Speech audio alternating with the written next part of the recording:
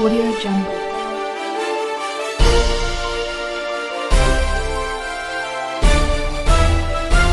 Audio Jungle.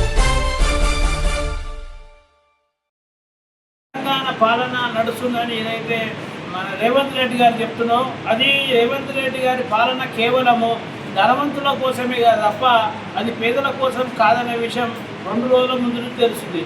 SIT అనేది ఏర్పాటు చేసి ఏదైతే సెంట్రల్ మినిస్టర్ బండి సంజయ్ గారి కుమారుడు అయితే భగీరథ ఆయన ఉన్నాడో ఇప్పటి వరకు కూడా ఇంకా అరెస్టు చేయకపోవడం,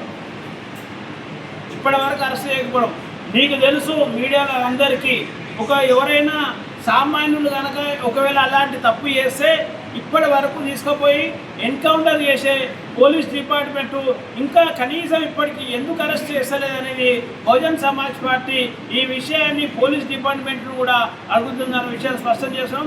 బహుజన్ సమాజ్ పార్టీ డిమాండ్ చేస్తున్నది ఇమ్మీడియట్గా బండి భగీరథను అరెస్టు చెయ్యాలి. మీకు తెలవకుండా ఎక్కడ పోయే అవకాశం లేదు. ఆయన సామాన్యుడు కాడు, ఆయన సెంట్రల్ మినిస్టర్ కొడుకు.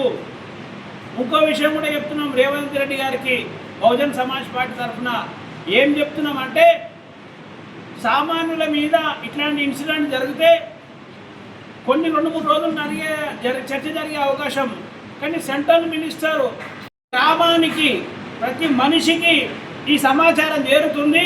ఈ ప్రభుత్వం పేదల ప్రభుత్వం కాదు, ఇది ధనవంతుల ప్రభుత్వము. ఇది టీఆర్ఎస్ అది ఏది మన బీజేపీ కాంగ్రెస్ కలిసి ఆడుతున్న నాటకం అనే విషయము ప్రజలకు అర్థమైతే రాబోయే రోజులల్లా రాబోయే ఎలక్షన్లా కాంగ్రెస్ పుట్టగతలు లేకుండా అవుతుంది అనే విషయం కూడా మరి రేవంత్ రెడ్డి గారు గుర్తెరగల విషయం కూడా స్పష్టం చేస్తున్నాం. సోదరుల రెండవ విషయం, నాడు టీఆర్ఎస్ పార్టీ కావచ్చు, నేడు కాంగ్రెస్ పార్టీ కావచ్చు, నీట్ అండి ఈరోజు నీట్ రద్దయింది. టీఆర్ఎస్లో నీట్ రద్దయింది.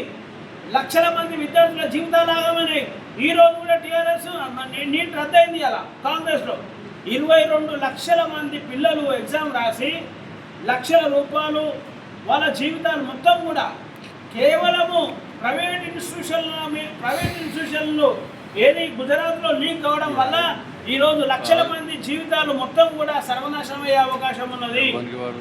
అంటే తెలంగాణలో బహుజనులకు ఒక విషయం మేము రిక్వెస్ట్ చేస్తున్నాం, మీరందరూ ఆలోచన చేయండి. ఈ ఎగ్జామినేషన్ లీక్ అనేది మన పిల్లల భవిష్యత్తును నాశనం చేస్తున్న విషయ ప్రక్రియ. ఇది కేవలము కాంగ్రెస్, టీఆర్ఎస్, బీజేపీ పార్టీలు బహుజనుల జీవితాలను నాశనం చేయడానికి ఒక ఆడుతున్న గేమ్గా మనం ఆలోచన చేయాల్సిన అవసరం ఉన్నది.